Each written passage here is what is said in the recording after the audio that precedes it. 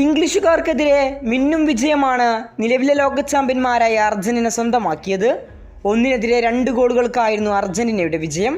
55-ാം മിനിറ്റിൽ മുന്നിലെത്തിയ ഇംഗ്ലണ്ടിനെ അവസാന നിമിഷം നേടിയ 2 ഗോളിലൂടെയാണ് ലോക ചാമ്പ്യന്മാർ മറികടന്നത്.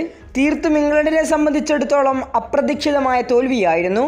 55-ാം മിനിറ്റിൽ ഗോർഡൻ നേടിയ ഗോൾ ഡിഫൻസിലൂടെ പിടിക്കാമെന്ന് കരുതിയ തുഷാരിന്റെ എല്ലാ പ്ലാനുകളെയും തകിടം മറിക്കുന്നതായിരുന്നു മെസ്സി മാജിക് ഷോ. ഇംഗ്ലണ്ടിന്റെ ഗോളും അർജന്റീനയുടെ തിരിച്ചുവരവുമെല്ലാം നമ്മൾ കണ്ടത് 2ാം പകുതിയിലായിരുന്നു.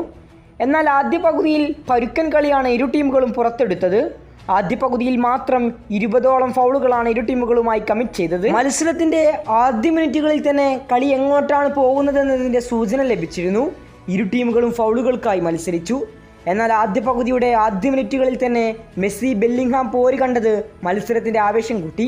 ഇരു താരങ്ങളുമുള്ള വാക്കുതർക്കം ക്യാമറ കണ്ണുകൾ ഒപ്പിയെടുത്തു.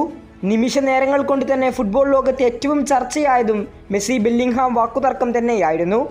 എന്താണ് സംസാരിച്ചതെന്നോ എന്തിനെക്കുറിച്ചാണ് പറഞ്ഞതെന്നോ ഒന്നും വ്യക്തമായിരുന്നില്ല.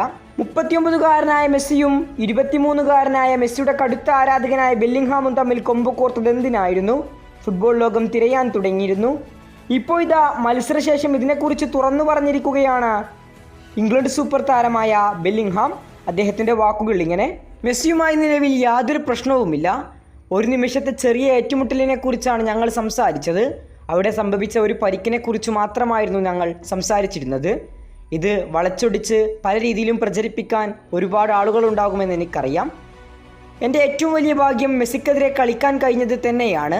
ലിയോക്കെതിരെ പന്ത് തട്ടാൻ കഴിഞ്ഞത് തന്നെ ഒരു വലിയ ബഹുമതിയും അഭിമാനവുമാണ്. മത്സരത്തിനിടെ കളിയിലെ ഇൻസിഡൻറ്റിനെ കുറിച്ച് മാത്രമാണ് ഞങ്ങൾ അവിടെ സംസാരിച്ചത്.